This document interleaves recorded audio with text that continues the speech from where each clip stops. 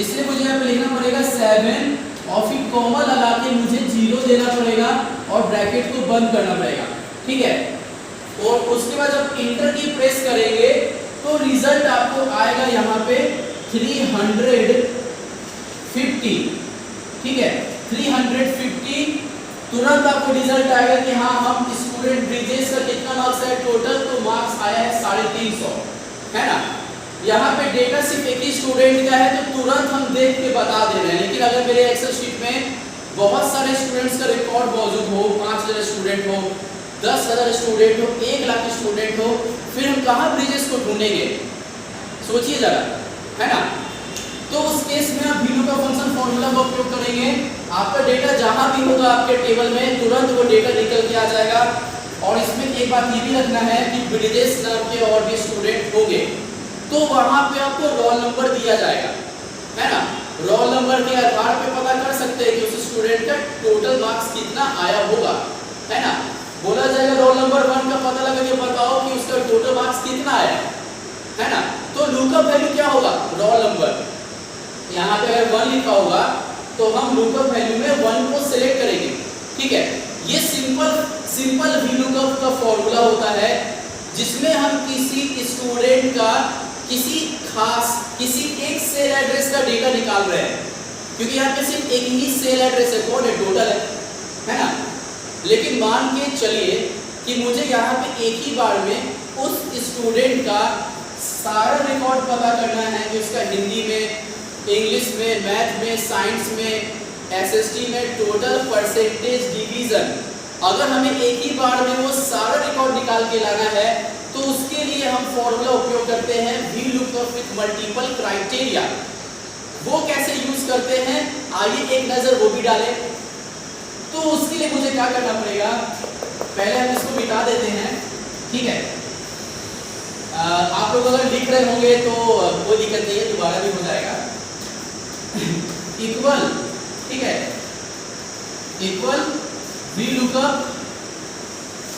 आप जो इसका रिजल्ट निकाल रहे होंगे वो किसी भी सेल एड्रेस पे निकाल सकते हो, क्योंकि एक्सेल आपको फ्रीडम देता है कि आप किसी भी सेल पर रिजल्ट निकाल सकते हैं। इक्वल VLOOKUP, ठीक है। हमें नाम के आधार पे उस स्टूडेंट का सारा रिकॉर्ड निकाल के लाना है ना। तब हम उपयोग करेंगे VLOOKUP विथ मल्टीपल क्राइटेरिया। और भी होता है VLOOKUP विथ मल्टीपल वर्कशीट, कि शीट 1 में कोई डेटा है उसको निकाल के शीट 1 में पेस्ट करना है फॉर्मूला के आधार पे, वो भी आप कर सकते हैं। एक और होता है जिसको बोलते हैं VLOOKUP विथ मल्टीपल वर्कबुक, कि कोई अलग से फाइल बना हुआ है वहां से रिकॉर्ड फेच करके किसी अदर एक्सेल शीट के फाइल में लाना है, वो भी करेंगे। अभी हम क्या करेंगे, अभी हम यहाँ पे मल्टीपल क्राइटेरिया, इसका जो टॉपिक होता है वो क्या होता है, VLOOKUP विथ मल्टीपल क्राइटेरिया। जी हाँ, ठीक है, VLOOKUP विथ मल्टीपल क्राइटेरिया, कि भाई मुझे एक ही रिजल्ट नहीं फाइंड करना है, मुझे अनेकों रिजल्ट एक ही बार में पता करना है। तो यहाँ पे क्या करेंगे, हम लिखेंगे क्या, इक्वल VLOOKUP ब्रैकेट शुरू। अब यहाँ पे वही सेम चीज अप्लाई होगा, ठीक है। आप क्या करोगे, आप यहाँ पे ब्रिजेस को सेलेक्ट कर लोगे, आप A2 सेल एड्रेस को सेलेक्ट कर लोगे, ठीक है। अब यहाँ पे जो आप A2 देख रहे हैं, है ना। अब जैसे सपोज कीजिए कि मेरा जो डेटा यहाँ पे पहले से बन के तैयार है ना। हम यहाँ पे क्या करेंगे, अलग से यहाँ पे ब्रिजेस लिख देते हैं, ठीक है। हम यहाँ पे अलग से ब्रिजेस नाम हमने यहाँ पे लिख दिया, ठीक है।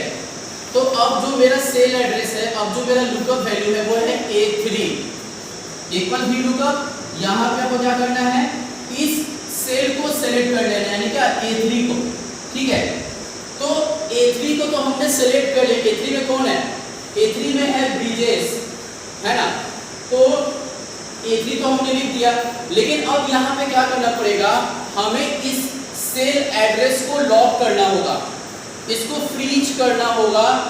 तो हम कैसे करेंगे लॉक, हम यहाँ पे कीबोर्ड से F4 फंक्शन की प्रेस करेंगे।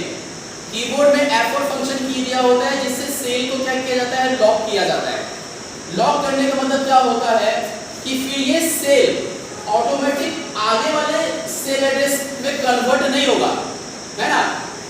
जैसे गाय को बांध देते हैं खूंटा से तो क्या होता है, गाय एक जगह मौजूद रहती है, वो भागने का कोशिश करती है लेकिन भाग नहीं पाती, क्योंकि क्या है वो एक जगह ब्लॉक हो जाती है ना।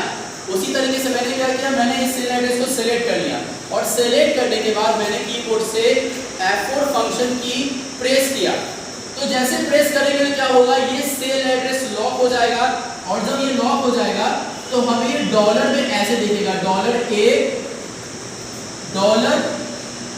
$3, ठीक है, $A $3। सेल एड्रेस जब लॉक होता है तो वहां पे हमें डॉलर के अकॉर्डिंग यहाँ पे दिखता है। फिर कॉमा लगाने के बाद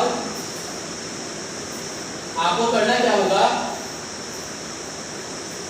आपको फिर से अपने पूरे टेबल को सेलेक्ट करना पड़ेगा, ठीक है, यानी कि A1 से लेकर कहां तक, I2 तक, है ना। लेकिन अब इसको भी हमें लॉक करना पड़ेगा, क्योंकि इसको भी लॉक करना है। तो इसको जब लॉक करेंगे तो ये कैसा दिखेगा, इसको आप पहले सेलेक्ट कर लेना माउस से।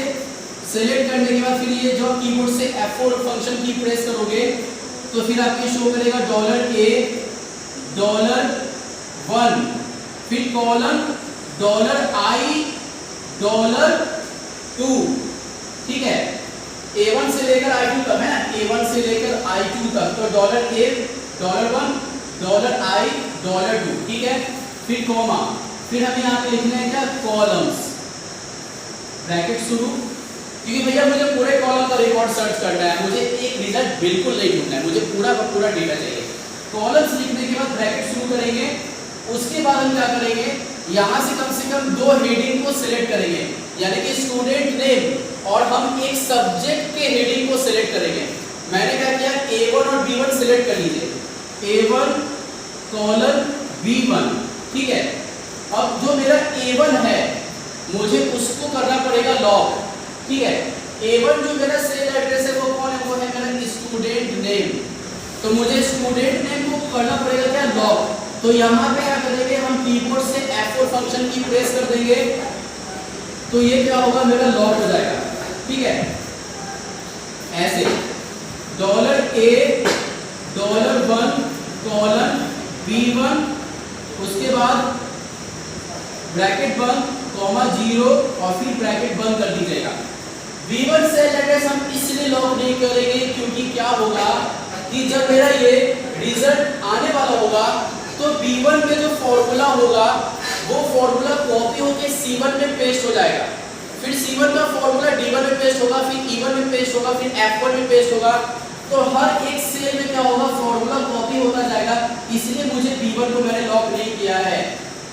जैसे पहाड़ पर से अगर कोई बॉल आप फेंकोगे तो वो बॉल नीचे की ओर लुढ़कते हुए आएगा, उसी तरह से क्या होगा, ये मेरा B1 अगर लॉक नहीं होगा तो मेरा फॉर्मूला प्रॉपर तरीके से काम करेगा। अगर हम B1 को भी लॉक कर देंगे तो फिर मुझे रिजल्ट नहीं आएगा, है ना।